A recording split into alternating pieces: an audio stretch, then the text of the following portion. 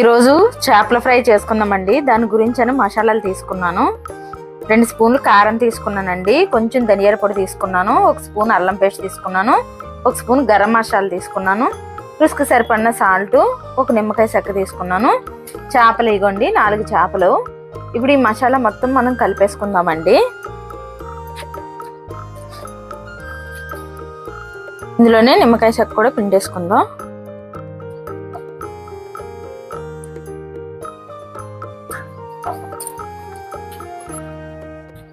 ఇందులో 1 spoon oil వేసుకుందామండి. ఇవ్వండి 1 స్పూన్ ఆయిల్ వేసాను. ఆయిల్ వేసేసుకున్నాం కదా, ఇది మొత్తం ఇలా కలిపేసుకోవాలి. కొంచెం 1 చుక్క వాటర్ కూడా వేసుకోవాలండి, మరీ ముద్దగా పెట్టకూడదు చేపల వేపుడికి. ఇవ్వండి 1 చుక్క నీళ్ళు వేసుకుంటున్నాను.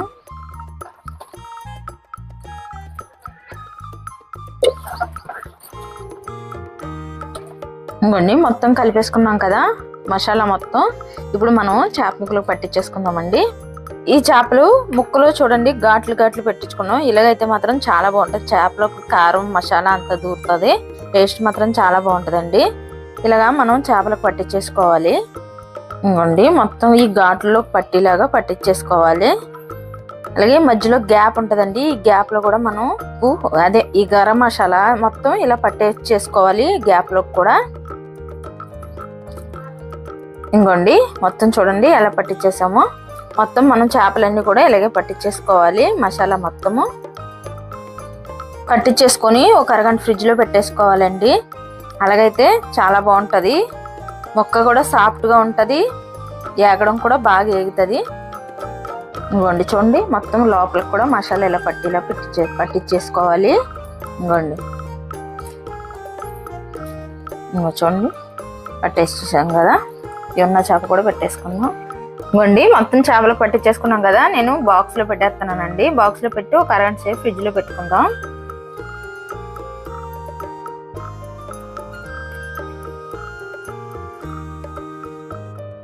ఒక అరగంట సేపు ఫ్రిడ్జ్ లో పెట్టేసుకుందామండి. తీసి అప్పుడు వేపుకుందాం, అప్పుడు చూద్దాం.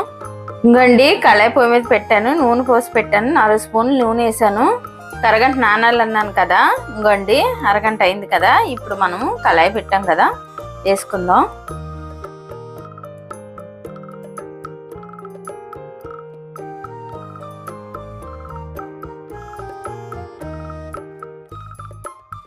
ఇలా పెట్టేసి సిమ్ లో పెట్టి ఒక 5 నిమిషాలు మూత పెట్టాలండి.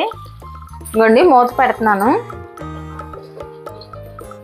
ఇంకోండి 5 నిమిషాలు అన్నాం కదా, ఏగిపోయింది. ఇప్పుడు ఇటు నుంచి ఇటు మనం టర్న్ చేసుకోవాలండి ఇలాగా. ఇంకోండి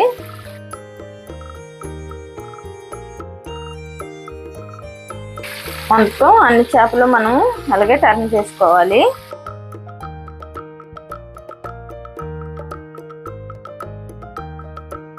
ఇంకొక 5 నిమిషాలు అయితే ఇది కూడా ఏగిపోద్దండి. ప్లేట్లో తీసేసుకుందాం. ఇంకోండి ఏగిపోయింది, ఇంకా మనం తీసేసుకుందాం ప్లేట్లోకి. చూడండి ఎంత బాగా ఏగిందో చేప. పప్పుచారు కానీ రసం కానీ పెట్టుకుంటే మాత్రం టేస్ట్ చాలా బాగుంటుందండి ఇలా చేసుకుంటే. ఇంకోండి మొత్తం 4 చేపలు కూడా ఏగిపోయాయి.